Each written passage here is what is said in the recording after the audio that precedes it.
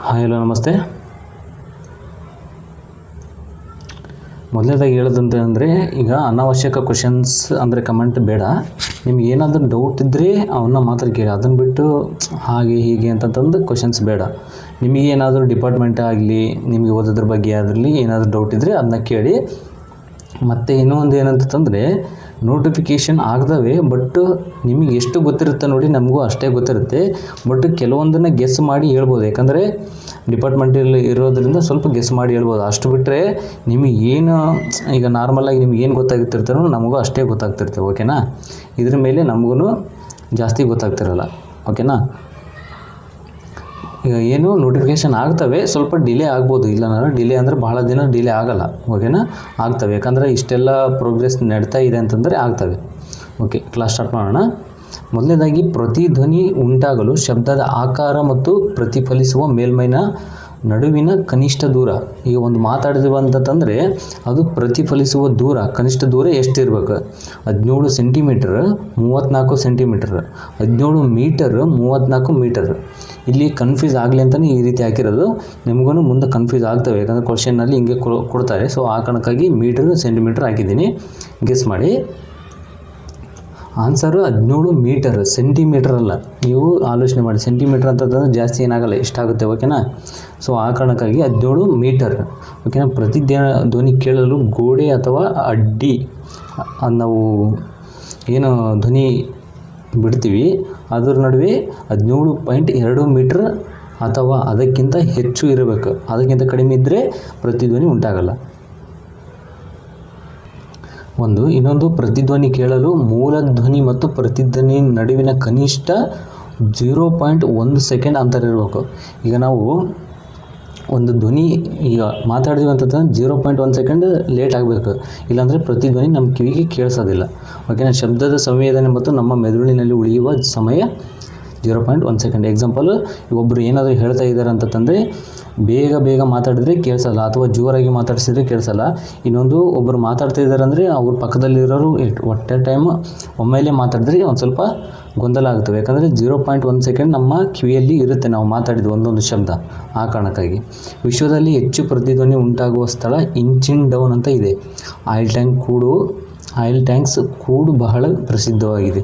ಅಂದರೆ ಇಂಚಿನ್ down oil thanks ಅಂತ ಇದೆ, ಅಲ್ಲಿ ಅತಿ ಹೆಚ್ಚು ಪ್ರತಿಧ್ವನಿ ಉಂಟಾಗುತ್ತೆ. ಅಲ್ಲಿ ಎಷ್ಟು ಉಂಟಾಗುತ್ತೆ ಅಂತಂದರೆ ಕೆಲವೊಬ್ಬರು 2 ನಿಮಿಷ ಅಂತಾರೆ, ಅಥವಾ 112 ಸೆಕೆಂಡ್ಗಳು, ಅಂದರೆ 18 ಸೆಕೆಂಡ್ ಕಡಿಮೆ ಅಂತ ಹೇಳ್ತಾರೆ. 2 ನಿಮಿಷ ಅಥವಾ 112 ಸೆಕೆಂಡ್ಗಳು ಪ್ರತಿಧ್ವನಿ ಉಂಟಾಗುತ್ತೆ.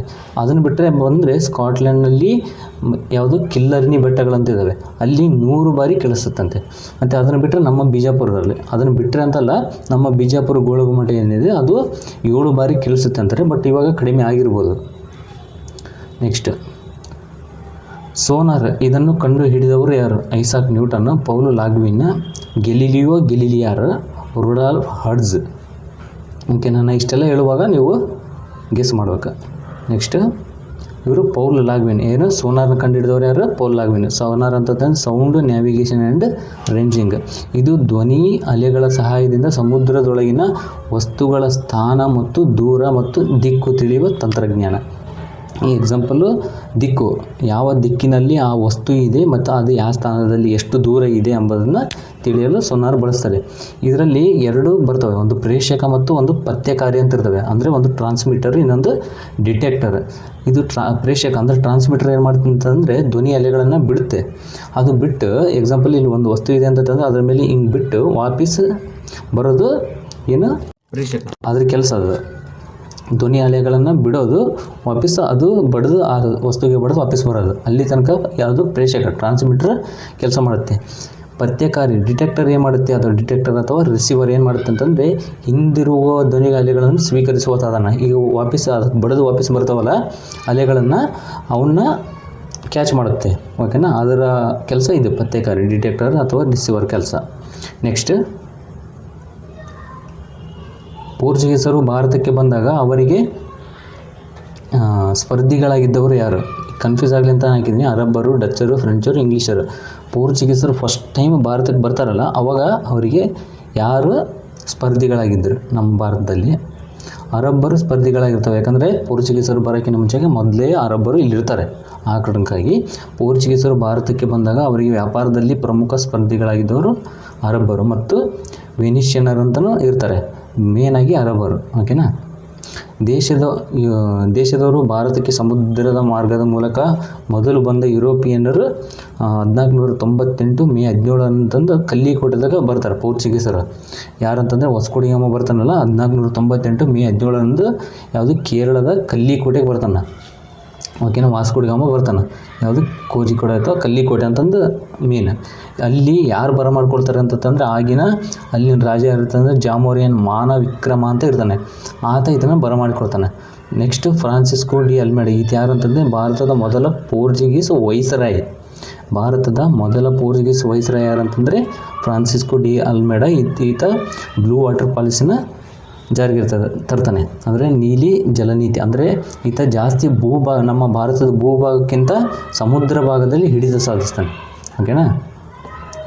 ನೆಕ್ಸ್ಟ್ ನಕ್ಷತ್ರಗಳ ಮಿನುಗುವಿಕೆಗೆ ಕಾರಣ. ಬೆಳಕಿನ ವಕ್ರೀಭವನ, ಬೆಳಕಿನ ಚದುರುವಿಕೆ, ವಾತಾವರಣದ ವಕ್ರೀಭವನ, ಬೆಳಕಿನ ಆಂತರಿಕ ಪ್ರತಿಫಲನ. ನಕ್ಷತ್ರ ಮಿನುಗಕ್ಕೆ ಏನು ಕಾರಣಪ್ಪ ಅಂತಂದರೆ ವಾತಾವರಣದ ವಕ್ರೀಭವನ. ಬೆಳಕಿನ ವಕ್ರೀಭವನ ಅಲ್ಲ, ಬೆಳಕಿನ ವಕ್ರೀಭವನ ಮತ್ತು ವಾತಾವರಣದ ವಕ್ರೀಭವನಕ್ಕೂ ಡಿಫ್ರೆನ್ಸ್ ಇದೆ. ಭೂಮಿಯ ವಾತಾವರಣದಲ್ಲಿ ಗಾಳಿಯ ಸಾಂದ್ರತೆ ಎಲ್ಲೆಡೆ ಒಂದೇ ರೀತಿ ಇರುವುದಿಲ್ಲ. ಒಂದಲ್ಲಿ ಹೆಚ್ಚಿದ್ರೆ ಒಂದಲ್ಲಿ ಕಡಿಮೆ ಇರುತ್ತೆ. ಓಕೆನಾ. ಎತ್ತರಕ್ಕೆ ಹೋಗುತ್ತಾ ಗಾಳಿಯ ಸಾಂದ್ರತೆ ಕಡಿಮೆ ಆಗುತ್ತೆ. ನಮ್ಮ ಭೂಮಿಯ ಹತ್ತಿರ ಇದ್ದಂತೆ ಸಾಂದ್ರತೆ ಹೆಚ್ಚಿರುತ್ತೆ, ಮೇಲೆ ಹೋದಂತೆ ಕಡಿಮೆ ಆಗುತ್ತೆ. ಇದರಿಂದ ಬೆಳಕು ಒಂದು ಪದರಿಂದ ಮತ್ತೊಂದು ಪದರಕ್ಕೆ ಹೋಗುವಾಗ ವಕ್ರೀಭವನಗೊಳ್ಳುತ್ತದೆ. ಓಕೆನಾ. ಇದು ವಾತಾವರಣದ ವಕ್ರೀಭವನ. ಸೂರ್ಯೋದಯಕ್ಕಿಂತ ಹಾಗೂ ಸೂರ್ಯಾಸ್ತಕ್ಕಿಂತ ಸ್ವಲ್ಪ ಮೊದಲು ಸೂರ್ಯ ಕಾಣಿಸುವುದು ಕೂಡ ವಾತಾವರಣದ ವಕ್ರೀಭವನ. ನಕ್ಷತ್ರಗಳು ಇರುವ ಸ್ಥಾನಕ್ಕಿಂತ ಸ್ವಲ್ಪ ಮೇಲೆ ಕಾಣಿಸುವುದು. ಓಕೆನಾ. ಅದಕ್ಕೂ ಕೂಡ ವಾತಾವರಣದ ವಕ್ರೀಭವನ. ಇಲ್ಲಿ ಬೆಳಕಿನ ವಕ್ರೀಭವನ ಏನಿದೆ ನೋಡಿ, ಬೆಳಕು ಒಂದು ಮಾಧ್ಯಮದಿಂದ ಮತ್ತೊಂದು ಮಾಧ್ಯಮಕ್ಕೆ ಹೋಗುವಾಗ ಅದರ ವೇಗ ಬದಲಾಗುವುದರಿಂದ ದಿಕ್ಕು ಬದಲಾಗುತ್ತದೆ. ಬೆಳಕಿನ ವಕ್ರೀಭವನಕ್ಕೆ ಏನೇನು ಮೇನ್ ಕಾರಣಗಳಂತಂದರೆ, ಎಕ್ಸಾಂಪಲ್ ಒಂದು ಲೋಟದಲ್ಲಿ ಪೆನ್ ಅಥವಾ ನೀರಿನ ಒಂದು ಕಡ್ಡಿನ ಹಾಕಿ, ನೀರು ಅದರ ಲೋಟದೊಳಗೆ ನೀರು ಹಾಕಿ ಅದರಲ್ಲಿ ಕಡ್ಡಿ ಹಾಕಿದರೆ ಕಡ್ಡಿ ಬಾಗಿದಂಗೆ ಕಾಣುತ್ತೆ ಅದು. ಮತ್ತು ಕೆರೆಯ ತಳ ಅಂದರೆ ಕೆರೆಯ ತಳ ಕಡಿಮೆ ಇರುವುದು, ಅಂದರೆ ಆಳ ಜಾಸ್ತಿ ಇಲ್ಲ, ಮೇಲೆ ಬಂದಂತೆ ಕಾಣುವುದು. ಎಕ್ಸಾಂಪಲ್ ಒಂದು ಲೋಟದಲ್ಲಿ ನೀರು ಹಾಕಿ ನಿಂಬೆಹಣ್ಣು ಹಾಕಿದರೆ ದೊಡ್ಡದಾಗಿ ಕಾಣೋದು. ಇವೆಲ್ಲ ಬೆಳಕಿನ ವಕ್ರೀಭವನಕ್ಕೆ ಕಾರಣಗಳು. ನೆಕ್ಸ್ಟ್ ಕ್ಷಕಿರಣಗಳನ್ನು ಕಂಡು ಹಿಡಿದವರು ಯಾರು? ಕ್ಷಕಿರಣಗಳಂತಂದರೆ X rays. V Roentgen, Henri Becquerel ಮತ್ತು Curie, J W. Ritter, William Herschel. ಕ್ಷಕಿರಣಗಳು ಅಂದರೆ ಎಕ್ಸ್ರೇನ ಕಂಡುಹಿಡಿದವರು, ಎಕ್ಸ್ರೇಸ್ನ ವಿ ರಾಂಟ್ಜನ್. ಓಕೆನಾ. ಮಾರ್ಕೋನಿ ಇವರು ರೇಡಿಯೋ ಕಿರಣಗಳನ್ನು ಕಂಡುಹಿಡಿತಾರೆ. ಹೆನ್ರಿ ರಾಡಾಲ್ಫ್ ಹರ್ಟ್ಜ್ ಸೂಕ್ಷ್ಮ ತರಂಗಗಳನ್ನು ಕಂಡುಹಿಡಿತಾರೆ. ವಿಲಿಯಂ ಹರ್ಷೆಲ್ ಅವಯಗಂಪು ಕಿರಣಗಳನ್ನು ಕಂಡುಹಿಡಿತಾರೆ. ಇವರು ಯುರೇನಸ್ ಗ್ರಹವನ್ನು ಕಂಡುಹಿಡಿದವರು ಇವರು. ವಿಲಿಯಂ ಹರ್ಷೆಲ್ ಅವಯಗಂಪು ಕಿರಣಗಳನ್ನು ಇವರೇ ಕಂಡುಹಿಡಿತಾರೆ. ಮತ್ತು ನೆಕ್ಸ್ಟ್ ದೃಗ್ಗೋಚರ ಬೆಳಕು ಅಂತ ಇರುತ್ತೆ, ವಿಸಿಬಲ್ ಲೈಟ್, VGR ಏನು ಬರ್ತಾರೆ ನೋಡಿ, ಅದನ್ನು ನ್ಯೂಟನ್ ಅವರು ಕಂಡುಹಿಡಿತಾರೆ. ನೆಕ್ಸ್ಟ್ ಜೆ.ಡಬ್ಲ್ಯೂ. ರಿಟ್ಟರ್ ಅವರು ನೇರಳಾತೀತ ಕಿರಣಗಳನ್ನು ಕಂಡುಹಿಡಿತಾರೆ. ವಿ ರಾಂಟ್ಜನ್ ಕ್ಷಕಿರಣಗಳು, ಹೆನ್ರಿ ಬೆಕ್ವೆರಲ್ ಮತ್ತು ಕ್ಯೂರಿ ಗಾಮಾ ಕಿರಣಗಳು. ಈ VGR ಬಗ್ಗೆ ಗೊತ್ತಿದೆ ಅನ್ಕೋತೀನಿ. ಗೊತ್ತಿಲ್ಲ ಅಂತಂದರೆ ಬೇಕಾದ್ರೆ ಯಾವಾಗಾದರೂ ಕ್ಲಾಸ್ ಮಾಡೋವಾಗ ಹೇಳ್ತೀನಿ, ಬಟ್ ಇವಾಗ ಬೇಡ. ಅದನ್ನೇ ಉಲ್ಟಾ ಬರಿಬೇಕು ನೀವು. VGR ಅಂತ ಏನಿರುತ್ತೆ ನೋಡಿ, ಈಗ ಯಾವುದಂತಂದ್ರೆ ರೇಡಿಯೋ ವೇವ್ಸ್, ಸೂಕ್ಷ್ಮ ತರಂಗಗಳಿಂದ ಮೈಕ್ರೋವೇವ್ಸ್, ಅವಗಂಟು ಕಿರಣಗಳು ಅಂತಂದರೆ ಇನ್ಫ್ರಾರೆಡ್ ವೇವ್ಸ್. ಇಲ್ಲಿ ಇನ್ಫ್ರಾರೆಡ್ ವೇವ್ಸ್ ಇರುತ್ತೆ ನೋಡಿ. ಆಮೇಲೆ ನೆಕ್ಸ್ಟ್ ಆರ್, ಒಂದು ಸೆಕೆಂಡ್, ಈ ರೀತಿ ಮೇಲಿಂದ ಬರ್ತವೆ. R, O, Y, G, B, I, V, violet. ಓಕೆನಾ. ವೈಲೆಟ್ ಆಗಿಂದ ನೇರಳಾತೀತ ಕಿರಣಗಳನ್ನು ಅಲ್ಟ್ರಾ ವೈಲೆಟ್. ಓಕೆನಾ. ಉಲ್ಟಾ ಬರಿಬೇಕು ಅವನು. ಓಕೆನಾ. ಇದರಲ್ಲಿ ಇವೆಲ್ಲ ನೆನ್ಪಿಟ್ಕೊಂಡಿರ್ಬೇಕು ನೀವು. ಯಾಕಂದರೆ ವೈಲೆಟು ಮತ್ತು ಬ್ಲೂ ನಡುವೆ ಕಂಡು ಬರುವ ಯಾವುದು ಬಣ್ಣ ಯಾವುದಂತ ಕೇಳ್ತಾರೆ. ಓಕೆನಾ. ಇಂಡಿಗೋ. ಈ ರೀತಿಯಾಗಿ. Next the governor and company of merchants of London trading into the East Indies ಯಾವ ಕಂಪನಿಯ ಹೆಸರು? ಈ ರೀತಿ ಯಾವ ಕಂಪನಿಯ ಕರೀತಿದ್ರು? The governor and company of merchants of London trading into the East Indies ಯಾವ ಕಂಪನಿ ಹೆಸರು ಅಂದರೆ ಫ್ರೆಂಚ್ ಈಸ್ಟ್ ಇಂಡಿಯಾ ಕಂಪನಿ ಹೆಸರು, ಬ್ರಿಟಿಷ್ ಈಸ್ಟ್ ಇಂಡಿಯಾ ಕಂಪನಿ ಹೆಸರು, ಪೋರ್ಚುಗೀಸ್ ಈಸ್ಟ್ ಇಂಡಿಯಾ ಕಂಪನಿ ಹೆಸರು, ಡಚ್ ಈಸ್ಟ್ ಇಂಡಿಯಾ ಕಂಪನಿ ಹೆಸರು. ಇದು ಬ್ರಿಟಿಷ್ ಈಸ್ಟ್ ಇಂಡಿಯಾ ಕಂಪನಿ ಹೆಸರು, ಓಕೆನಾ. ಇದನ್ನು ಜಾನ್ ಕಂಪನಿ ಅಂತಲೂ ಕರಿತಿದ್ರು. ಮತ್ತು 1600 ಡಿಸೆಂಬರ್ 31ರಂದು ಇಂಗ್ಲೆಂಡ್ನ ರಾಣಿ ಎಲಿಜಬೆತ್ ಒಂದನೇ ಎಲಿಜಬೆತ್ ಅನುಮತಿಯಿಂದ ಇದನ್ನು ಸ್ಥಾಪಿಸಲಾಯಿತು. ಮೊದಲಿಗೆ ಸೂರತ್ನಲ್ಲಿ ವ್ಯಾಪಾರ ಆರಂಭಿಸ್ತಾರೆ ಇವರು, ಓಕೆ. ನಿಮಗೆ ಸ್ವಲ್ಪ ಇಲ್ಲಿ ಕನ್ಫ್ಯೂಸ್ ಆಗಿರ್ಬೋದು. ಸೂರತ್ನಲ್ಲಿ ವ್ಯಾಪಾರ ಆರಂಭಿಸಲು ಜಹಾಂಗೀರ್ನ ಅನುಮತಿ ಕೇಳಕ್ಕೆ ಹೋಗ್ತಾರಲ್ಲ, ಅಲ್ಲಿ ಕ್ಯಾಪ್ಟನ್ ಬೆಸ್ಟ್ ಏನಿದೆ ನೋಡಿ, ಜಹಾಂಗೀರ್ನಿಂದ ಅನುಮತಿ ಪಡಿತಾರೆ. ಮತ್ತು ಕೆಲವೊಂದರಲ್ಲಿ ಥಾಮಸ್ ರೂ ಅಂತ ಹೇಳಿದರೆ, ಜಹಾಂಗೀರ್ನಿಂದ ಅನುಮತಿ ಪಡೆದಿದ್ದು ಮೊದಲು ಸೂರತ್ನಲ್ಲಿ ಕ್ಯಾಪ್ಟನ್ ಬೆಸ್ಟ್. ಅನಂತರ ಥಾಮಸ್ ರೂ ಏನಿದೆ ನೋಡಿ, ಇವರು ಆಗ್ರಾ, ಅಹಮದ ಮತ್ತು ಬರೋಡ ಮತ್ತು ಬ್ರೋಜ್ಗಳಲ್ಲಿ ವ್ಯಾಪಾರಿ ಕೋಟೆ ಸ್ಥಾಪನೆಗೆ ಮತ್ತೆ ಅನುಮತಿ ಪಡೆದು ಸ್ಥಾಪನೆ ಮಾಡ್ತಾರೆ. ಅವರು ಏನು ಎಕ್ಸ್ಟೆಂಡ್ ಮಾಡ್ತಾರೆ, ಓಕೆ, ಜಾಸ್ತಿ ಮಾಡ್ತಾರೆ. ಮತ್ತು ಸ್ಥಾಪಕರು ಜಾನ್ ವ್ಯಾಟ್ಸ್ ಮತ್ತು ಜಾನ್ ವೈಟ್, ಇವರು ಯಾರು ಅಂತಂದರೆ ಬ್ರಿಟಿಷ್ ಈಸ್ಟ್ ಇಂಡಿಯಾ ಕಂಪನಿಯ ಸ್ಥಾಪಕರು. ಪ್ರಥಮ ಗವರ್ನರ್ ಯಾರಂತಂದರೆ ಥಾಮಸ್ ಸ್ಮಿತ್, ಇವರು ಪ್ರಥಮ ಗವರ್ನರು. 1799 ಫಸ್ಟ್ ಭಾರತಕ್ಕೆ ಬಂದ ಆಂಗ್ಲ ವರ್ತಕ ಯಾರಂದರೆ ಜಾನ್ ಮಿಡ್ಡನ್ ಹಾಲ್. ಇದು ಆಲ್ರೆಡಿ ಕ್ವಶನ್ ಆಗಿದೆ. ಭಾರತಕ್ಕೆ ಬಂದ ಮೊದಲ ಇಂಗ್ಲೀಷ್ ನೌಕರಿ ಯಾವುದಂತಂದರೆ ರೆಡ್ ಡ್ರ್ಯಾಗನ್. ಇವೆಲ್ಲ ನೆನಪಿಡಬೇಕು. ಕರ್ನಾಟಕದ ಗಾಂಧಿ ಅಂತಂದು ಯಾರನ್ನ ಕರೀತಾರೆ? NS Hardekar, Gangadhar Rao Deshpande, RR Diwakar, Hardekar Manjappa. ಕರ್ನಾಟಕದ ಗಾಂಧಿ ಅಂತಂದು ಯಾರನ್ನ ಕರೀತಾರೆ? ಹರ್ಡೇಕರ್ ಮಂಜಪ್ಪ ಅವ್ರನ್ನ ಕರೀತಾರೆ. ಇವರು ವಿಜಯಪುರ ಜಿಲ್ಲೆ ಆಲಮಟ್ಟಿಯಲ್ಲಿ ಗಾಂಧಿ ವಿದ್ಯಾಕೇಂದ್ರ ಸ್ಥಾಪಿಸ್ತಾರೆ ಇವರು, ಹರ್ಡೇಕರ್ ಮಂಜಪ್ಪ ಅವರು. 1923ರಲ್ಲಿ NS ಹರ್ಡೇಕರ್ ಮಂಜಪ್ಪ ಬೇರೆ, NS ಹರ್ಡೇಕರ್ ಅವರು ಬೇರೆ. ಇವರು ಹುಬ್ಬಳ್ಳಿಯಲ್ಲಿ ಹಿಂದೂಸ್ತಾನ್ ಸೇವಾದಳವನ್ನು ಸ್ಥಾಪಿಸ್ತಾರೆ. ಎಷ್ಟರಲ್ಲಿ? 1923ರಲ್ಲಿ. 1916ರಲ್ಲಿ ಗಂಗಾಧರ್ ರಾವ್ ದೇಶಪಾಂಡೆ ಇವರು ಏನಿದೆ ನೋಡಿ, ಹೋಮ್ ರೂಲ್ ಲೀಗ್ ಶಾಖೆಯನ್ನು ಸ್ಥಾಪಿಸ್ತಾರೆ. ಎಲ್ಲಿ? ಧಾರವಾಡದಲ್ಲಿ. ಮತ್ತು ಕರ್ನಾಟಕದ ಕೇಸರಿ ಅಂತಂದು ಗಂಗಾಧರ ರಾವ್ ದೇಶಪಾಂಡೆ ಅವ್ರನ್ನ ಕರೀತಾರೆ. ಮತ್ತು ಡೆಪ್ಯೂಟಿ ಚನ್ನಬಸಪ್ಪ ಏನಿದೆ ನೋಡಿ, ಇವರು ಕನ್ನಡ ಶಿಕ್ಷಣದ ಪಿತಾಮಹ. ಇವರು ಅನೇಕ ಕನ್ನಡ ಶಾಲೆಗಳನ್ನು ತೆರೀತಾರೆ. ಇಲ್ಲಿ ಕರ್ನಾಟಕದಲ್ಲಿ. ನೆಕ್ಸ್ಟ್ 1924ರಲ್ಲಿ ನಡೆದ ಕಾಂಗ್ರೆಸ್ ಅಧಿವೇಶನ ಸ್ಥಳಕ್ಕೆ ಏನೆಂದು ಹೆಸರಿಡಲಾಗಿತ್ತು? ಅಲ್ಲಿ ನಡೀತಿಲ್ಲ ಕಾಂಗ್ರೆಸ್ ಅಧಿವೇಶನ ಸ್ಥಳ, ಅದಕ್ಕೆ ಏನಂತ ಹೆಸರಾಗಿತ್ತು?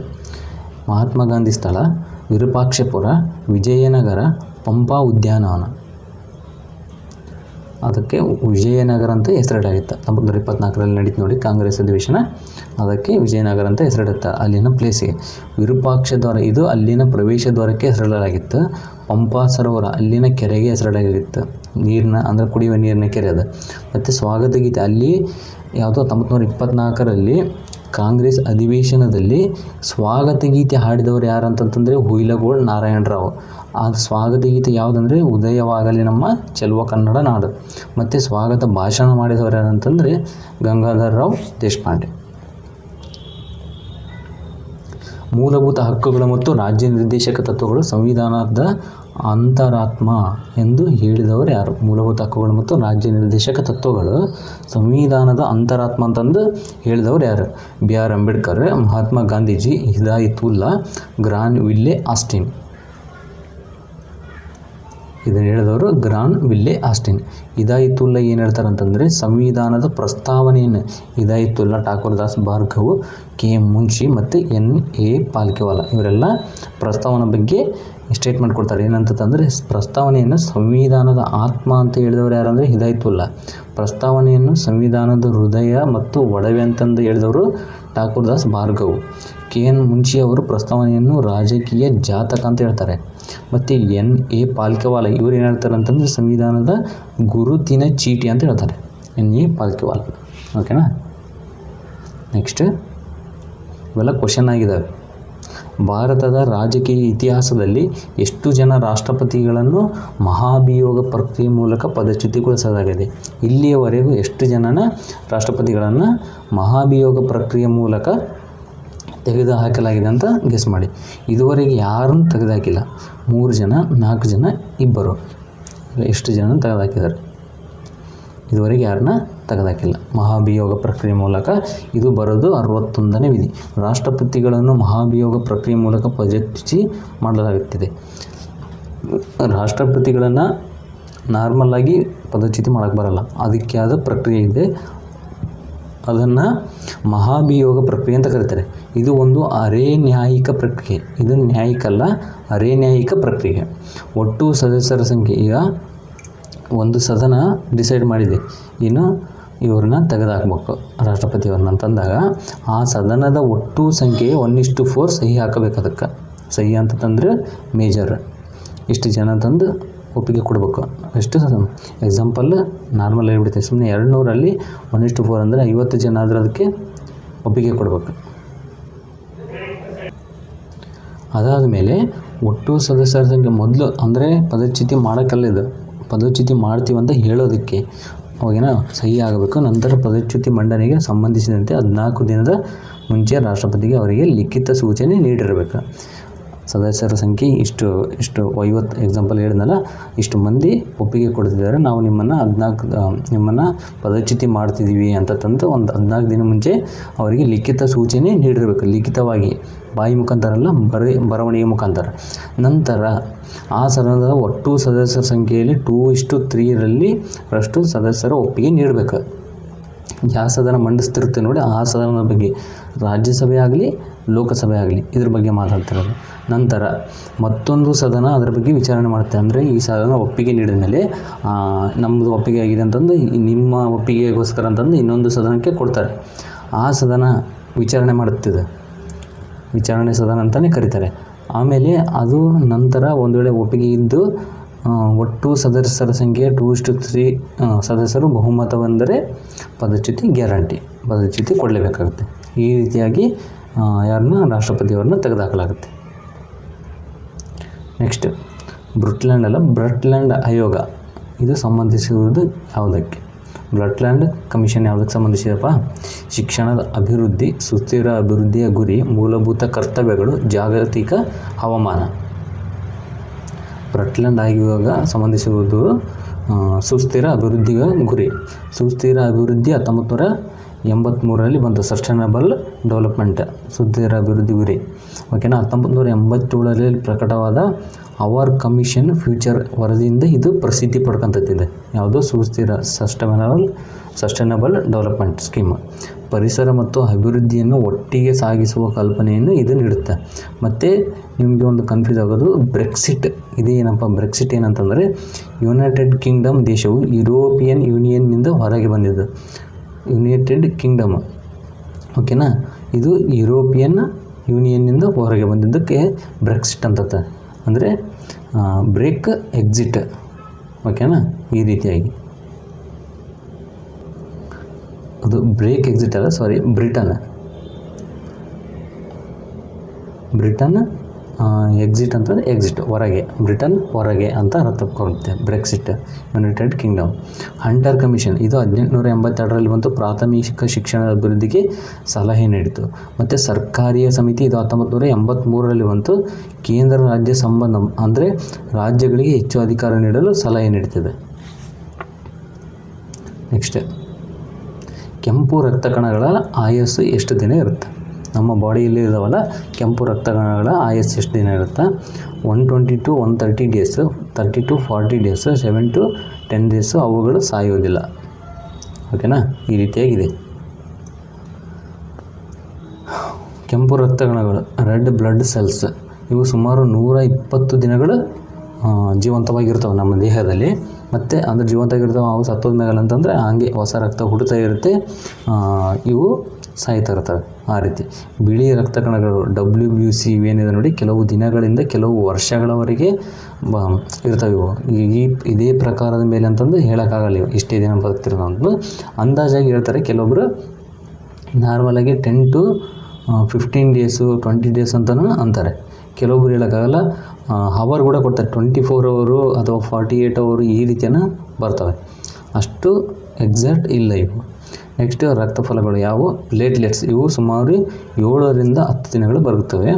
ಮತ್ತು ಓ ನೆಗೆಟಿವ್ ಏನಿದೆ ನೋಡಿ, ಇದು ಯೂನಿವರ್ಸಲ್ ಡೋನರ್. ಓ ಪಾಸಿಟಿವ್ ಅಲ್ಲ, ಓ ನೆಗೆಟಿವ್, ಇದು ಯೂನಿವರ್ಸಲ್ ಡೋನರ್ ಅಂತ ಕರೀತಾರೆ. ಮತ್ತು AB ಪಾಸಿಟಿವ್, ಯೂನಿವರ್ಸಲ್ ರೆಸಿಪಿಯೆಂಟ್, ಅಂದರೆ ಪಡ್ಕೊಳ್ಳೋದು. ಎಲ್ಲರೂ ಏನಪ್ಪ ರಿಸೀವರ್ ಅಂತ ಕರಿಬೋದು. ಓಕೆನಾ. ಯೂನಿವರ್ಸಲ್ ರಿಸೀವರ್, ಇವು ಎಲ್ಲ ರಕ್ತಗಳನ್ನು ಯಾವುದೇ ರಕ್ತ ಇದ್ದರೂ ಇದು ಪಡ್ಕೊತೈತಿ. ಇದು ಯಾರಿಗಾದರೂ ಕೊಡ್ಬೋದು. ರಕ್ತದಲ್ಲಿ ಕಬ್ಬಿಣದ ಅಂಶ ಇರುತ್ತೆ. ರಕ್ತವು ಆಮ್ಲಜನಕ ಸಾಗಣೆಯನ್ನು ಮಾಡುತ್ತೆ. ಆಮ್ಲಜನಕ ರಕ್ತಗಳನ್ನು ಸಾಗಣೆ ಮಾಡಲ್ಲ. ರಕ್ತವು ಆಮ್ಲಜನಕನ ಇಡೀ ದೇಹಕ್ಕೆ ಸಾಗಿಸುತ್ತೆ. ಓಕೆನಾ, ಇದನ್ನು ಕ್ವಶನ್ ಆಗುತ್ತೆ, ನಿಮ್ಗೆ ಕನ್ಫ್ಯೂಸ್ ಆಗಬಾರ್ದು ಎಂಬ ಕಾರಣಕ್ಕೆ ಹೇಳಿದ್ದೀನಿ.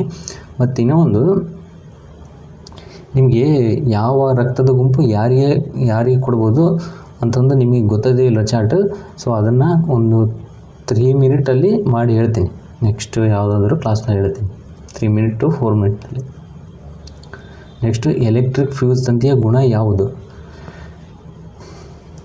ಹೆಚ್ಚು ಕರಗುವ ಬಿಂದು ಮತ್ತು ಕಡಿಮೆ ಪ್ರತಿರೋಧ. ಕಡಿಮೆ ಕರಗುವ ಬಿಂದು ಹೆಚ್ಚು ಪ್ರತಿರೋಧ. ಕಡಿಮೆ ಕರಗುವ ಬಿಂದು ಕಡಿಮೆ ಪ್ರತಿರೋಧ. ಹೆಚ್ಚು ಕರಗುವ ಬಿಂದು ಹೆಚ್ಚು ಪ್ರತಿರೋಧ. ಯಾವುದು? Electric fuse. ಇದು ಕಡಿಮೆ ಕರಗುವ ಬಿಂದು ಹೊಂದಿರುತ್ತದೆ, ಹೆಚ್ಚು ಪ್ರತಿರೋಧ ಹೊಂದಿರುತ್ತೆ. ಫ್ಯೂಸ್ ತಂತಿ ಕಡಿಮೆ ಕರಗುವ ಬಿಂದು ಮತ್ತು ಹೆಚ್ಚು ಪ್ರತಿರೋಧ ಹೊಂದಿರುತ್ತೆ. ಅದಕ್ಕಾಗಿ ಅದು ಹೆಚ್ಚಿನ ವಿದ್ಯುತ್ ಪ್ರವಾಹ ಅಂದಾಗ ತಂತಿಯ ಸುಟ್ಟು ಯಾವುದೇ ಹಾನಿ ಆಗದೆ ಇರುವ ಹಾಗೆ ಮಾಡುತ್ತೆ. ಈಗ ಕರಗುವ ಬಿಂದು ಹೆಚ್ಚಿತ್ತಪ್ಪ ಅಂತಂದರೆ ಅದು ತಡೆದಿಟ್ಕೊಂತೈತಿ. ಅದರಿಂದ ಒಳಗಿನ ಸಾಮಾನುಗಳಿಗೆ ಏನಿರುತ್ತೆ ನೋಡಿ, ವಿದ್ಯುತ್ ಒಳಗೆ ಅಂದರೆ ಯಾವುದಪ್ಪ, ಯಾವುದು ನಿಮಗೆ ಸರ್ಕ್ಯೂಟ್ ಬೋರ್ಡ್ ಇರುತ್ತೆ ನೋಡಿ, ಅದರೊಳಗೆ ತೊಂದರೆಗಳಾಗ್ತವೆ. ಒಂದು ವೇಳೆ ಏನಾದರೂ ಕರಗುವ ಬಿಂದು ಕಡಿಮೆ ಇತ್ತಂತಂದರೆ ಹೆಚ್ಚಿನ ವಿದ್ಯುತ್ ಪ್ರವಾಹಿ, ಅಂದರೆ ಈಗ ವೋಲ್ಟೇಜ್ ಹೆಚ್ಚು ಬಂತು ಅಂತಂದು ಹೇಳ್ತೀವಲ್ಲ ನಾವು, ಆ ರೀತಿ ವೋಲ್ಟೇಜ್ ಹೆಚ್ಚು ಬಂದಾಗ ಅದು ಬೇಗ ಕರಗಿ ತಡೆ ಹಿಡಿದು ಬಿಡುತ್ತೆ. ಹೆಚ್ಚು ಪ್ರತಿರೋಧ ಅಂತಂದರೆ ತಡೆ ಹಿಡಿದಾಗ ಅದು ಮುಂದೆ ಹೋಗೋಕ್ಕೆ ದಾರಿ ಆಗಲ್ಲ. ಆ ಕಾರಣಕ್ಕಾಗಿ ಹೆಚ್ಚು ಪ್ರವಾಹ ಅದೇ ತಂತಿಯ ಮೇಲೆ ಎಲ್ಲಿರುತ್ತೆ ನೋಡಿ, ಫ್ಯೂಸ್ ತಂತಿಯ ಮೇಲೆ ಬೀಳುತ್ತೆ. ಆಗ ಕರಗುವ ಬಿಂದು ಬೇಗ ಕರಗಿ, ಕಡಿಮೆ ಇದ್ದಾಗ ಬೇಗ ಕರಗಿ ಅದೇ ಸುಟ್ಟೋಗ್ಬಿಡುತ್ತೆ. ಆಗ ಮುಂದೆ ಕರೆಂಟ್ ಪಾಸ್ ಆಗಲ್ಲ. ಇಷ್ಟೇ. ಎಲೆಕ್ಟ್ರಿಕ್ ಫ್ಯೂಸನ್ನು ಸಾಮಾನ್ಯವಾಗಿ ಕಡಿಮೆ ಕರಗುವ ಬಿಂದು ಇರುವ ಲೋಹ ತಂತಿಯಿಂದ ಮಾಡುತ್ತಾರೆ. ಎಲೆಕ್ಟ್ರಿಕ್ ಫ್ಯೂಸ್ನ ಮಾಡ್ಬೇಕಂದ್ರೆ ಏನೇನು ಬಳಸ್ತಾರೆ ಅಂತಂದರೆ ತವರ ಮತ್ತು ಸೀಸ, ಅಂದರೆ ಲೆಡ್ ಮತ್ತು ಟಿನ್ನನ್ನು ಬಳಸ್ತಾರೆ. ಓಕೆನಾ, ಫ್ಯೂಸ್ ತಂತಿಯನ್ನು ತಯಾರಿಸುವಾಗ ಯಾವುದು ಲೆಡ್ ಮತ್ತು ಟಿನ್ನನ್ನು ಬಳಸ್ತಾರೆ. ಟಂಗ್ಸ್ಟನ್, ಇದು ಹೆಚ್ಚು ಕರಗುವ ಬಿಂದು ಮತ್ತು ಹೆಚ್ಚು ಪ್ರತಿರೋಧ ಇರುತ್ತೆ. ಯಾಕಂದರೆ ಕರಗುವ ಬಿಂದು ಹೆಚ್ಚಿದ್ದಾಗ ಹೆಚ್ಚು ಕರೆಂಟು, ಅಂದರೆ ವೋಲ್ಟೇಜ್ ಹೆಚ್ಚು ಬಂದ್ರೂ ಅದು ತಡೆ ಹಿಡ್ಕೊಳ್ಳುತ್ತೆ. ಯಾಕಂದರೆ ಬೇಗ ಕರಗೋದಿಲ್ಲ. ಒಂದು ಹೆಚ್ಚು ಪ್ರತಿರೋಧ ಇರೋದ ಕಾರಣಕ್ಕೆ ಅದು ಜಾಸ್ತಿ ಬೆಳಗುತ್ತೆ. ಓಕೆನಾ, ತಡೆ ಹಿಡಿದಷ್ಟು ಹೆಚ್ಚು ಬೆಳಗುತ್ತೆ. ಆದ್ದರಿಂದ ವಿದ್ಯುತ್ ಹರಿದಾಗ ಅದು ಬೇಗ ಬಿಸಿಯಾಗಿ ಹೊಳೆಯುತ್ತದೆ. ಹೇಳಿದ್ನಲ್ಲ, ಪ್ರತಿರೋಧ ಹೆಚ್ಚು ಇದ್ದಾಗ ಹೆಚ್ಚು ಬೆಳಗುತ್ತೆ ಮತ್ತು ಕರಗುವ ಬಿಂದು ಹೆಚ್ಚು ಇದ್ದಾಗ ಬೇಗ ಸುಟ್ಟೋಗಲ್ಲ. ಇದೇ ಕಾರಣಕ್ಕಾಗಿ ವಿದ್ಯುತ್ ಬಲ್ಬಿನ ಫಿಲಮೆಂಟನ್ನು ಬಳಸುತ್ತಾರೆ. ಟಂಗ್ಸ್ಟನ್ ಯಾವುದು ಬಳಸ್ತಾರೆ? ಟಂಗ್ಸ್ಟನ್ ಬಳಸ್ತಾರೆ. ಇದು ಸಿಖ್ಖರಿಗೆ. ನೆಕ್ಸ್ಟ್, ಸಿಖ್ಖರಿಗೆ ಸೈನಿಕ ತರಬೇತಿ ನೀಡಲು ಪ್ರಾರಂಭಿಸಿದ ಸಿಖ್ಖರ ಗುರು ಯಾರು? ಗುರು ನಾನಕ್, ಗುರು ಅರ್ಜುನ ದೇವ, ಗುರು ಗೋವಿಂದ ಮತ್ತು ಗುರು ಗೋವಿಂದ್ ಸಿಂಗ್. ಮೂರನೇದು ಗುರು ಹರಗೋವಿಂದ್. ನೆಕ್ಸ್ಟ್ ಗುರು ಗೋವಿಂದ್ ಸಿಂಗ್. ಗುರು ಹರಗೋವಿಂದ್ ಏನಿದ್ದಾರೆ ನೋಡಿ, ಇವರು ಸಿಖ್ಖರಿಗೆ ಯುದ್ಧ ತರಬೇತಿಯನ್ನು ನೀಡುತ್ತಾರೆ. ಸಿಖ್ಖರನ್ನು ಯೋಧರನ್ನಾಗಿ ಪ್ರೇರೇಪಿಸಲು ಮತ್ತು ಮಿರಿ ಪಿರಿ ತತ್ವವನ್ನು ಪರಿಚಯಿಸಿದವರು ಇವರು. ಯಾರು? ಗುರು ಹರಗೋವಿಂದ್ ಅವರು. ಮಿರಿ ಅಂತಂದರೆ ಲೌಕಿಕ ಅಥವಾ ರಾಜಕೀಯ ಶಕ್ತಿ, ಪಿರಿ ಅಂತಂದರೆ ಆಧ್ಯಾತ್ಮಿಕ ಶಕ್ತಿ. ಸೈನಿಕ ತರಬೇತಿ ಆರಂಭಿಸಿದವರು ಯಾರು? 6ನೇ ಗುರು ಇವರು. ಯಾರು? ಹರಗೋವಿಂದ. ಗುರು ಹರಗೋವಿಂದ್ ಅವರು 6ನೇ ಗುರು. ಇವರು ಸೈನಿಕ ತರಬೇತಿಯನ್ನು ಆರಂಭಿಸ್ತಾರೆ. ಬಟ್ ಇದನ್ನು ಪ್ರಸಿದ್ಧಿ ಮಾಡಿದವರು ಮತ್ತು ಇನ್ನೂ ಬೆಳಕಿಗೆ ತಂದವರು ಅಂತಂದರೆ ಖಾಲ್ಸಾ ಸೈನ್ಯ ಅಂತ ಒಂದು ಸ್ಥಾಪಿಸ್ತಾರೆ. ಯಾರು? ಗುರು ಗೋವಿಂದ್ ಸಿಂಗ್. ಇವರು 10ನೇ ಗುರು. ಓಕೆನಾ. ಅಮೃತಸರದಲ್ಲಿ ಸ್ವರ್ಣ ಮಂದಿರಕ್ಕೆ ಅಡಿಪಾಯ ಹಾಕಿದವರು ಗುರು ರಾಮದಾಸರು. ಬಟ್ ಅದನ್ನು ಪೂರ್ಣಗೊಳಿಸಿದವರು ಗುರು ಅರ್ಜುನ ದೇವರು. ಇವರು ಏನು ಮಾಡ್ತಾರೆ ಅಂತಂದರೆ ಗುರು ಗ್ರಂಥ ಸಾಹಿಬ್, ಇದು ಸಿಖ್ಖರ ಪವಿತ್ರ ಗ್ರಂಥ, ಇದನ್ನು ಬರೀತಾರೆ. ಗುರು ಅರ್ಜುನ ದೇವರು ಬರೀತಾರೆ. ಮತ್ತು ಸ್ವರ್ಣ ಮಂದಿರವನ್ನು ಪೂರ್ಣಗೊಳಿಸಿದವರು ಯಾರು? ಅರ್ಜುನ ದೇವ. ಬಟ್ ಅದಕ್ಕೆ ಅಡಿಪಾಯ ಹಾಕಿದವರು 4ನೇ ಗುರು ರಾಮದಾಸರು. ಈ ಕೆಳಗಿನ ಹೇಳಿಕೆಗಳಲ್ಲಿ ಎಷ್ಟು ಸರಿಯಿವೆ? ಮಂಗಳ ಗ್ರಹ, ಇದನ್ನು ಭೂಮಿಯ ಅವಳಿ ಗ್ರಹ ಅಂತ ಕರೀತಾರೆ. ಸೂರ್ಯನನ್ನು ಅತಿ ವೇಗವಾಗಿ ಸುತ್ತುವ ಗ್ರಹ ಯಾವುದಂತಂದರೆ ಬುಧ ಗ್ರಹ. ಅತಿ ಹೆಚ್ಚು ಉಷ್ಣಾಂಶ ಹೊಂದಿರುವ ಗ್ರಹ ಯಾವುದಂದರೆ ಬುಧ ಗ್ರಹ. ಅತಿ ಹೆಚ್ಚು ಸಾಂದ್ರತೆ ಹೊಂದಿರುವ ಗ್ರಹ ಯಾವುದಂತಂದರೆ ಗುರುಗ್ರಹ.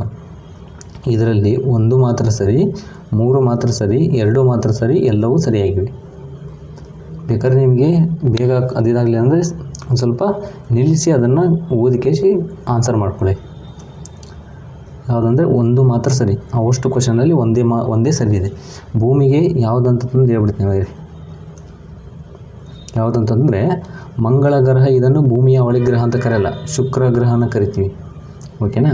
ಸೂರ್ಯನನ್ನು ಅತಿ ವೇಗವಾಗಿ ಸುತ್ತುವ ಗ್ರಹ ಯಾವುದಂದರೆ ಬುಧ ಗ್ರಹ, ಇದು ಕರೆಕ್ಟ್. ಅತಿ ಹೆಚ್ಚು ಉಷ್ಣಾಂಶ ಹೊಂದಿರುವ ಗ್ರಹ ಯಾವುದಂತಂದರೆ ಬುಧ ಗ್ರಹ ಅಲ್ಲ, ಅದು ಕೂಡ ಶುಕ್ರ. ಮತ್ತು ಅತಿ ಹೆಚ್ಚು ಸಾಂದ್ರತೆ ಹೊಂದಿರುವ ಗ್ರಹ ಯಾವುದಂತಂದರೆ ಭೂಮಿ. ಓಕೆನಾ, ಯಾವುದು ಇದೊಂದೇ ಕರೆಕ್ಟ್. ಅತಿ ಹೆಚ್ಚು ವೇಗವಾಗಿ ಸುತ್ತುವ ಗ್ರಹ ಯಾವುದಂತಂದರೆ ಸೂರ್ಯನನ್ನು ಬುಧ ಗ್ರಹ. ಭೂಮಿಗೆ ಹತ್ತಿರದ ಗಾತ್ರ ಇರುವುದರಿಂದ ಇದನ್ನು ಭೂಮಿಯ ಜೋಡಿ ಗ್ರಹ ಅಥವಾ ಅವಳಿ ಗ್ರಹ ಅಂತ ಕರೀತಾರೆ. ಯಾವುದನ್ನು? ಶುಕ್ರ ಗ್ರಹವನ್ನು ಕರೀತಾರೆ. ಇದನ್ನು ಬೆಳಗಿನ ನಕ್ಷತ್ರ ಅಥವಾ ಸಂಜೆ ನಕ್ಷತ್ರ ಅಂತಲೂ ಕರೀತಾರೆ. ಯಾವುದನ್ನು? ಶುಕ್ರ. ಓಕೆನಾ, ಇಲ್ಲಿ ಬರೋದಿಲ್ಲ ನಾನು ಶುಕ್ರ ಅಂತಂದು ಶುಕ್ರ ಗ್ರಹನ ಕರೀತಾರೆ. ಈ ಥರ ಯಾವುದು ಇಲ್ಲಿ ನೆನ್ಪಿಟ್ಕೊಂಬಿಡಿ. ಬೆಳಗಿನ ನಕ್ಷತ್ರ, ಸಂಜೆ ನಕ್ಷತ್ರ ಅಂತಲೂ ಕರೀತಾರೆ, ಮತ್ತು ಬೆಳ್ಳಿ ಚುಕ್ಕಿ ಅಂತಲೂ ಕರೀತಾರೆ. ಯಾವುದನ್ನು? ಶುಕ್ರ ಗ್ರಹನ. ಇತರೆ ಹೆಚ್ಚಿನ ಗ್ರಹಗಳಿಗೆ ವಿರುದ್ಧವಾಗಿ ಪೂರ್ವದಿಂದ ಪಶ್ಚಿಮಕ್ಕೆ ತಿರುಗುತ್ತದೆ. ಎಲ್ಲ ಗ್ರಹಗಳು ಪಶ್ಚಿಮದಿಂದ ಪೂರ್ವಕ್ಕೆ ತಿರುಗಿದರೆ ಇದು ಪೂರ್ವದಿಂದ ಪಶ್ಚಿಮಕ್ಕೆ ತಿರುಗುತ್ತೆ. ಅತಿ ಹೆಚ್ಚು ಸಾಂದ್ರತೆ ಹೊಂದಿರುವ ಗ್ರಹ ಯಾವುದು? ಭೂಮಿ. ಅತಿ ಹೆಚ್ಚು ಉಷ್ಣಾಂಶ ಹೊಂದಿರುವ ಗ್ರಹ ಶುಕ್ರ, ಹೇಳಿದನಾಗಲೇ. ಅತಿ ಹೆಚ್ಚು ಗ್ರಹ ಹೊಂದಿರುವ ಗ್ರಹ ಯಾವುದಂದರೆ ಗುರುಗ್ರಹ. ಅತಿ ದೂರ ಇರುವ ಗ್ರಹ ಯಾವುದಂದರೆ ನೆಪ್ಚೂನ್. ಅತಿ ಶೀತ ಗ್ರಹ ಯಾವುದಂತಂದರೆ ನೆಪ್ಚೂನ್.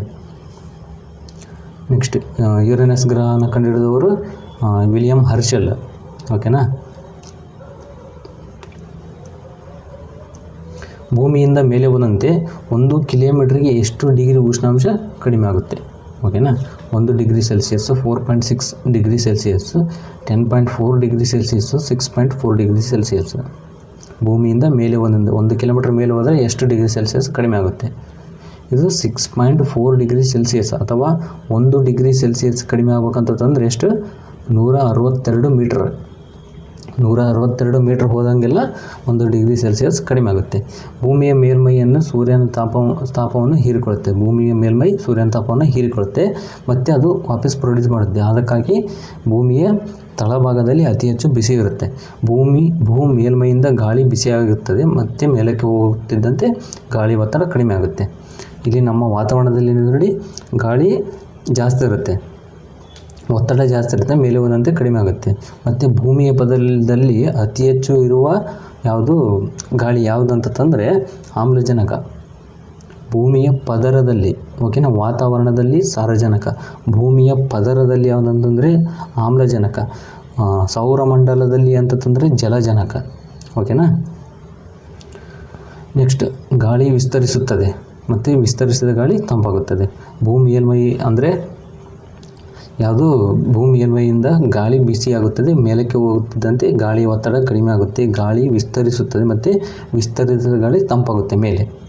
ಭೂಮಿಯ ಒಳಭಾಗಕ್ಕೆ ಭೂಮಿಯಿಂದ ಕೆಳಗೆ ಹೋದಂತೆ ಸಾಮಾನ್ಯವಾಗಿ ಉಷ್ಣಾಂಶ ಹೆಚ್ಚಾಗುತ್ತೆ. ಭೂಮಿಯಿಂದ ಮೇಲೆ ಹೋದರೆ ಉಷ್ಣಾಂಶ ಕಡಿಮೆ ಆಗುತ್ತೆ. ಭೂಮಿಯಿಂದ ಒಳಗೆ ಹೋದಂತೆ ಉಷ್ಣಾಂಶ ಹೆಚ್ಚಾಗುತ್ತೆ. 32 ಮೀಟ್ರ್ ಒಳಗೆ ಹೋತಪ್ಪ ಅಂದರೆ 1 ಡಿಗ್ರಿ ಸೆಲ್ಸಿಯಸ್ ಹೆಚ್ಚಾಗುತ್ತೆ. ಈ ಕೆಳಗಿನ ಹೇಳಿಕೆಗಳಲ್ಲಿ ಯಾವುದು ತಪ್ಪಾಗಿದೆ? ಅಕ್ಷಾಂಶಗಳು ಸಮಯ ವೇಳೆಯನ್ನು ನಿರ್ಧರಿಸುತ್ತದೆ. ಇದನ್ನು ನೋಡ್ಬೇಕು ನೀವು, ಸರಿಯಾಗಿವೆ ಅಲ್ಲ, ಯಾವು ತಪ್ಪಾಗಿದೆ ಅಂತ ಕೇಳಿದ್ದಾರೆ. ಅಕ್ಷಾಂಶಗಳು ಸಮಯ ಮತ್ತು ವೇಳೆಯನ್ನು ನಿರ್ಧರಿಸುತ್ತದೆ. ರೇಖಾಂಶಗಳು ಉತ್ತರದಿಂದ ದಕ್ಷಿಣಕ್ಕೆ ಎಳೆಯಲ್ಪಟ್ಟಿದೆ. ರೇಖಾಂಶಗಳು 360 ರೇಖಾಂಶಗಳಿವೆ. ಅಕ್ಷಾಂಶಗಳ ಉದ್ದ ಎಲ್ಲ ಕಡೆಯೂ ಸಮನಾಗಿದೆ. 1 ಮತ್ತು 4 ಸರಿ, 2 ಮತ್ತು 3, 2, 3, 4 ಮೇಲ್ನೇಲವು. ಅಂದರೆ ಇಲ್ಲಿ ಸರಿ ಅಂತಂದರೆ ಇದರಲ್ಲಿ ತಪ್ಪಿರ್ಬೇಕು. ಇದರಾಗ ಯಾವ ತಪ್ಪಿದ್ರೂ ಅಲ್ಲಿ ಸರಿ ಆಗ್ತವೆ. ಓಕೆನಾ. 1 ಮತ್ತು 4 ಸರಿ ಹೇಳ್ಬಿಡ್ತೀನಿ ನೋಡಿ. ಯಾವಂತಂದರೆ 1 ಮತ್ತು 4 ಯಾವಪ್ಪ? ಇದು ಅಕ್ಷಾಂಶಗಳು ಸಮಯ ವೇಳೆಯನ್ನು ನಿರ್ಧರಿಸುತ್ತವೆ. ಅಂದರೆ ಏನರ್ಥ ಅಂತಂದರೆ ಅಕ್ಷಾಂಶಗಳು ಸಮಯ ವೇಳೆಯನ್ನು ನಿರ್ಧರಿಸುತ್ತವೆ. ಅಕ್ಷಾಂಶಗಳು ನಿರ್ಧರಿಸಲ್ಲ, ಅದು ತಪ್ಪು. ಆ ಕಾರಣಕ್ಕಾಗಿ 1 ರೈಟ್, ಇದು ತಪ್ಪು. ಅಕ್ಷಾಂಶಗಳ ಉದ್ದ ಎಲ್ಲ ಕಡೆಯೂ ಸಮನಾಗಿದೆ. ಅಕ್ಷಾಂಶಗಳ ಉದ್ದ ಎಲ್ಲ ಕಡೆ ಸಮನಾಗಿಲ್ಲ. ಎಕ್ಸಾಂಪಲ್, ಭೂಮಿ ಹಿಂಗಿದೆ ಅಂತ ಹೇಳ್ಕೊಳ್ಳಿ, ಅಕ್ಷಾಂಶಗಳು ಈ ರೀತಿ ಇದ್ದಾವೆ. ಓಕೆನಾ. ಇಲ್ಲಿ ಜಾಸ್ತಿ ಇದೆ, ಇಲ್ಲಿಂದ ಇಲ್ಲಿಗೆ, ಅಂದರೆ ರೌಂಡ್ ಶೇಪು. ಬಟ್ ಉತ್ತರ ಧ್ರುವ ಎಕ್ಸಾಂಪಲ್ ಇಲ್ಲಿ ಇಟ್ಕೊಳ್ಳಿ, ಅದು ಭಾಳ ಇಲ್ಲ, ಇಷ್ಟೇ ಇದೆ. ಮತ್ತು ಇಲ್ಲಿ ಬಂದಾಗ ಇಷ್ಟೇ ಇದೆ. ಸೊ ಅಕ್ಷಾಂಶಗಳ ಉದ್ದ ಕಡಿಮೆ ಆಗುತ್ತಲ್ಲ. ಬಟ್ ಅಕ್ಷಾಂಶಗಳ ಅಂತರ, ಎಲ್ಲ ಅಕ್ಷಾಂಶಗಳ ಅಂತರ ಸೇಮ್ ಇದೆ, ಬಟ್ ಉದ್ದ ಸೇಮ್ ಇಲ್ಲ. ಇಲ್ಲಿ ಹೇಳ್ಬಿಡ್ತೀನಿ ತಿಳ್ಕೊಳ್ಳಿ. ಅದಕ್ಕಾಗಿ ಇದನ್ನು ತಪ್ಪಾಗಿವೆ ಅಂತಂದರೆ ಇಲ್ಲಿ ಯಾವ್ಯಾವ ತಪ್ಪಾಗಿವೆ ಅವು ಸರಿಯಾಗಿರ್ತವೆ. ಅದಕ್ಕಾಗಿ ಈ ಕ್ವಶನ್ ಹಾಕಿದ್ದೀನಿ. ರೇಖಾಂಶಗಳು ಉತ್ತರದಿಂದ ದಕ್ಷಿಣಕ್ಕೆ ಎಳೆಯಲ್ಪಟ್ಟಿವೆ, ಅವು ಸರಿ. ರೇಖಾಂಶಗಳು 360 ಇವೆ, ಅವು ಸರಿ. 2, 3 ಸರಿ ಅಲ್ಲ. ನಮ್ಮ ಕ್ವಶನ್ ಹೇಳಿದ್ರೆ ಯಾವ ತಪ್ಪಾಗಿಯೋ ಅವು ಸರಿ. ಓಕೆನಾ. 1 ಮತ್ತು 4 ಸರಿ. ಭೂಮಿಯ ಮೇಲೆ ಪೂರ್ವ ಪಶ್ಚಿಮ ದಿಕ್ಕಿನಲ್ಲಿ ಎಳೆಯಲ್ಪಟ್ಟಿರುವ ಕಲ್ಪಿತ ರೇಖೆಗಳು ಯಾವುವು? ಅಕ್ಷಾಂಶಗಳು. ಇವುಗಳ ಉದ್ದ ಸಮವಾಗಿರುವುದಿಲ್ಲ. ಯಾಕಂದರೆ ಹೇಳಿದಲಾಗಲೇ ಈ ಥರ ಭೂಮಿ ಇದೆ ಅಂದರೆ ಇಲ್ಲಿ ಉತ್ತರ ಧ್ರುವದಲ್ಲಿ ಸಣ್ಣದಾಗಿರುತ್ತೆ ಅಥವಾ ಮಿಡಲಲ್ಲಿ ದೊಡ್ಡದಾಗಿರುತ್ತೆ. ಆದರೆ ಇವುಗಳ ಅಂತರ ಸಮನಾಗಿರುತ್ತೆ. ಒಂದು ಅಕ್ಷಾಂಶ ಹಿಂಗೆ ಮತ್ತು ಇಲ್ಲಿ ಹೇಳಿದಂದರೆ ಇವೆರಡರ ನಡುವಿನ ಅಂತರ ಸಮ ಇರುತ್ತೆ. ಇದು ನಡುವಿನ ಸಮ ಇರುತ್ತೆ ಮತ್ತು ಇಲ್ಲಿ ಒಂದು ಅಕ್ಷಾಂಶ ಹೋಗಿದೆ ಅಂದರೆ ಇಲ್ಲಿ ಸಮ ಇರುತ್ತೆ. ಹವಾಮಾನ ತಿಳಿಯಲು, ಉಷ್ಣವಲಯ ಮತ್ತು ಶೀತ ವಲಯ ಗುರುತಿಸಲು, ಸ್ಥಳದ ಉತ್ತರ ದಕ್ಷಿಣ ಸ್ಥಾನ ತಿಳಿಸಲು ಇವು ಹೆಲ್ಪ್ ಮಾಡ್ತವೆ. ಯಾವುವು? ಅಕ್ಷಾಂಶಗಳು. ಸಮಯ ದಿನಾಂಕ ತಿಳಿಯಲು ರೇಖಾಂಶ ಅವಶ್ಯಕ. ಭೂಮಿ ಹೀಗಿದೆ ಅಂತಂದ್ರೆ ರೇಖಾಂಶಗಳಿವು. ಸಮಯ ದಿನಾಂಕ ತಿಳಿಯಲು ಇವು ಹೆಲ್ಪ್ ಮಾಡ್ತವೆ. ರೇಖಾಂಶಗಳ ಉದ್ದ ಎಲ್ಲ ಕಡೆ ಸಮ. ಅಂದರೆ ಈ ಎಕ್ಸಾಂಪಲ್ ಈ ರೀತಿ ಭೂಮಿ. ಓಕೆನಾ. ಯಾವಾಗಲೂ ರೇಖಾಂಶಗಳು ಹಿಂಗೆ ಎಳೆದಿದೆ. ಓಕೆನಾ. ಎಲ್ಲ 360 ರೌಂಡ್ ಹೊಡೆದು ಬಿಟ್ಟಿದ್ದಾವೆ. ಆ ಕಾರಣಕ್ಕಾಗಿ ಎಲ್ಲ ಕಡೆ ಸೇಮ್ ಇದ್ದಾವೆ. ಆ ಕಾರಣಕ್ಕಾಗಿ ಎಲ್ಲ ಕಡೆ ಉದ್ದ ಸಮನಾಗಿರುತ್ತೆ. ಆದರೆ ಅವುಗಳ ಅಂತರ ಬದಲಾಗುತ್ತೆ. ಯಾಕಂತ ಹೇಳ್ತೀನಿ ನೋಡಿ. ಇಲ್ಲಿ ಉಲ್ಟಾಪಲ್ಟ ಆಗುತ್ತವೆ. ಅದಕ್ಕಾಗಿ ಇದನ್ನ ಕರೆಕ್ಟಾಗಿ ತಿಳ್ಕೊಳ್ಳಿ. ಓಕೆನಾ. ಈ ರೀತಿ ಇದೆ ಅಂತಂದರೆ ಇಲ್ಲಿ ಕೂಡ್ತವೆ. ಓಕೆನಾ. ಇಲ್ಲಿಂದ ಇಲ್ಲಿಗೆ ಈ ರೀತಿ ಕೂಡ್ತಾವಲ್ಲ, ಇಲ್ಲಿ ಅಂತರ ಕಡಿಮೆ ಇದೆ, ಇಲ್ಲಿ ಅಂತರ ಜಾಸ್ತಿ ಇದೆ. ಅರ್ಥ ಆಯ್ತು ಅಂತ ಅನ್ಕೋತೀನಿ. ಇದೆ ರೇಖಾಂಶಗಳ ಉದ್ದ ಸಮ ಆಗಿರುತ್ತೆ. ಎಲ್ಲ ಕಡೆಯೂ ಸಮ ಇರುತ್ತದೆ. ಬಟ್ ಅಂತರ ಎಲ್ಲ ಕಡೆ ಕರೆಕ್ಟ್ ಇರೋಲ್ಲ. ಅಕ್ಷಾಂಶಗಳ ಉದ್ದ ಸಮವಾಗಿರುವುದಿಲ್ಲ, ಬಟ್ ಅಂತರ ಸಮ ಆಗಿರುತ್ತೆ. ಪಿಂಕ್ ಅಥವಾ ಗುಲಾಬಿ ಕ್ರಾಂತಿಯ ಪಿತಾಮಹ ಅಂತ ಯಾರನ್ನು ಕರೀತಾರೆ? ಹಿರಾಲಾಲ್ ಚೌಧರಿ, ದುರ್ಗೇಶ್ ಪಟೇಲ್, ಶ್ಯಾಮ್ ಪಿತ್ರೋಡ್, ಇಂದಿರಾ ಗಾಂಧಿ. ದುರ್ಗೇಶ್ ಪಟೇಲ್ನ ಕರೀತಾರೆ ಏನಂತ? ಪಿಂಕ್ ಕ್ರಾಂತಿ, ಗುಲಾಬಿ ಕ್ರಾಂತಿಯ ಪಿತಾಮಹ ಅಂತಂದು ಕರೀತಾರೆ ದುರ್ಗೇಶ್ ಪಟೇಲ್ ಅವ್ರನ್ನ. ಹಸಿರು ಕ್ರಾಂತಿ ಪಿತಾಮಹ ಅಂತಂದು ನಾರ್ಮನ್ ಬೋರ್ಲಾಗ್. ಇವರು ವಿಶ್ವದ ಹಸಿರು ಕ್ರಾಂತಿ ಪಿತಾಮಹ. ಇವರು ಹಸಿರು ಕ್ರಾಂತಿ ಯಾವ್ದಕ್ಕೆ ಸಂಬಂಧಪಟ್ಟೈತಿ? ಕೃಷಿ. ಭಾರತದಲ್ಲಿ ಅಂತಂದು ಯಾರನ್ನು ಕರೀತಾರೆ ಹಸಿರು ಕ್ರಾಂತಿ ಪಿತಾಮಹ ಅಂತಂದು? MS ಸ್ವಾಮಿನಾಥನ್ ಮತ್ತು ಸುಬ್ರಹ್ಮಣ್ಯನ್ ಅಂತಂದು ಬರ್ತಾರೆ, ಅವ್ರನ್ನು ಕೂಡ ಕರೀತಾರೆ. ಮತ್ತು ಶ್ವೇತಕಾಂತಿಯ ಪಿತಾಮಹ ವರ್ಗೀಸ್ ಕುರಿಯನ್. ಶ್ವೇತಕಾಂತಿ ಸಂಬಂಧಪಟ್ಟಿರುವುದು ಹಾಲಿಗೆ. ನೀಲಿ ಕ್ರಾಂತಿ ಹೆಚ್ಚಾಗಿ ಅರುಣ್ ಕೃಷ್ಣನ್ ಅವ್ರನ್ನ ಕರೀತಾರೆ. ಮತ್ತು ಹಿರಾಲಾಲ್ ಚೌಧರಿ ಕೂಡ ಇದ್ದಾರೆ, ಅವ್ರನ್ನು ಕೃಷ್ಣನ್ ಅಂತಲೇ ತಿಳ್ಕೊಂಬಿಡಿ. ನೀಲಿ ಕ್ರಾಂತಿ ಇದು ಮತ್ಸ್ಯ ಮೀನುಗಳಿಗೆ ಉತ್ಪಾದನೆಗೆ ಮೇನ್ ನೀಲಿ ಕ್ರಾಂತಿನ ಕರೀತಾರೆ. ಕಂದು ಕ್ರಾಂತಿ ಹಿರಾಲಾಲ್ ಚೌಧರಿಗೆ ಸಂಬಂಧಪಟ್ಟ ಅವರೇ ಪಿತಾಮಹ. ಚರ್ಮ ಮತ್ತು ಕೊಕ್ಕೋ ಉತ್ಪಾದನೆಗೆ ಸಂಬಂಧಿಸಿದೆ. ಮತ್ತು ನೆಕ್ಸ್ಟ್ ಯಾವುದಂತಂದರೆ ಸುವರ್ಣ ಕ್ರಾಂತಿ. ಸುವರ್ಣ ನಾರು ಕ್ರಾಂತಿ ಅಂದರೆ ಸೆಣಬು. ಸುವರ್ಣ ಕ್ರಾಂತಿ ಅಂತಂದರೆ ತೋಟಗಾರಿಕೆಗೆ ಸಂಬಂಧಪಟ್ಟಿದೆ. ಸುವರ್ಣ ನಾರು ಕ್ರಾಂತಿ ಸೆಣಬು. ನಿರುಪಾಕ್ ಟುಟೇಜ್ ಇವರು ಪಿತಾಮಹ. ರಜತ ಕ್ರಾಂತಿ ಪಿತಾಮಹ ಯಾರಂದರೆ ಇಂದಿರಾ ಗಾಂಧಿ ಅವರು, ಮೊಟ್ಟೆಗೆ ಸಂಬಂಧಪಟ್ಟಿದೆ. ದುಂಡು ಕ್ರಾಂತಿ ಆಲೂಗಡ್ಡೆಗೆ ಸಂಬಂಧಪಟ್ಟಿದೆ. ನೆಕ್ಸ್ಟ್ ಕೆಂಪು ಕ್ರಾಂತಿ ಯಾವುದಕ್ಕೆ ಸಂಬಂಧಪಟ್ಟಿದೆ ಅಂತಂದರೆ ಟೊಮೊಟೊ ಮತ್ತು ಮಾಂಸ. ಓಕೆನಾ. ನೆಕ್ಸ್ಟ್ ವಿಶ್ವ ಆರೋಗ್ಯ ದಿನ ಅಕ್ಟೋಬರ್ 16, ಜೂನ್ 7, ಏಪ್ರಿಲ್ 7, ಮಾರ್ಚ್ 21. ವಿಶ್ವ ಆರೋಗ್ಯ ದಿನ ಅಂತಂದು ಯಾವ್ದನ್ನ ಕರಿತಾರಪ್ಪ? ಯಾವ ದಿನನ? ಏಪ್ರಿಲ್ 7ನ ವಿಶ್ವ ಆರೋಗ್ಯ ದಿನ ಅಂತ ಕರೀತಾರೆ. ಅಂತಾರಾಷ್ಟ್ರೀಯ ಅರಣ್ಯ ದಿನ ಯಾವುದು? ಮಾರ್ಚ್ 21. ಅಕ್ಟೋಬರ್ 16ನ ವಿಶ್ವ ಆಹಾರ ದಿನ. ಆರೋಗ್ಯ ದಿನ ಬೇರೆ, ಆಹಾರ ದಿನ ಬೇರೆ. ಮತ್ತು ವಿಶ್ವ ಆಹಾರ ಸುರಕ್ಷತಾ ದಿನ ಜೂನ್ 7. ಏಪ್ರಿಲ್ 7 ವಿಶ್ವ ಆರೋಗ್ಯ ದಿನ, ಜೂನ್ 7 ವಿಶ್ವ ಆಹಾರ ಸುರಕ್ಷತಾ ದಿನ, ಅಕ್ಟೋಬರ್ 16 ವಿಶ್ವ ಆಹಾರ ದಿನ, ಮಾರ್ಚ್ 3 ವಿಶ್ವ ವನ್ಯಜೀವಿ ದಿನ. ಅಂತಾರಾಷ್ಟ್ರೀಯ ಮಹಿಳಾ ದಿನ 8 ಮಾರ್ಚ್. 20 ಮಾರ್ಚ್ ಯಾವುದಂತಂದರೆ ವಿಶ್ವ ಗುಬ್ಬಚ್ಚಿ ದಿನ. ಇದೊಂದು ಟ್ರಿಕ್ ಇದೆ ನೋಡಿ. 20, 21 ಇಲ್ಲಿ 21 ಇಲ್ಲಿದೆ ನೋಡಿ. 20, 21, 22, 23, 24 ಗುಬ್ಬಚ್ಚಿ ಅರಣ್ಯಕ್ಕೆ ಹೋಗಿ 22ನೇ ತಾರೀಕು ಜಲ ಅಂದರೆ ನೀರನ್ನು ಕುಡಿದು 23ನೇ ತಾರೀಕು ಹವಾಮಾನದ ವೈಪರೀತ್ಯದಿಂದ 24ರಲ್ಲಿ ಕ್ಷಯ ರೋಗಕ್ಕೆ ತುತ್ತಾಯಿತು ಅಂತ ಸುಮ್ಮನೆ ನೆನ್ಪಿಟ್ಕೊಳ್ಳಿ ಅಂತ ಹೇಳ್ತಿದ್ದೀನಿ ನಿಮಗೆ. ಗುಬ್ಬಚ್ಚಿ 20ನೇ ತಾರೀಕಿನಿಂದ ನೆನ್ಪಿಟ್ಕೊಂಬಿಡಿ. ನೆಕ್ಸ್ಟ್ ವಿಶ್ವದ ಫಾಲ್ಕನ್ ಕ್ಯಾಪಿಟಲ್ ಅಂತಂದು ಯಾವುದನ್ನು ಕರಿತಾಯಿದೆ?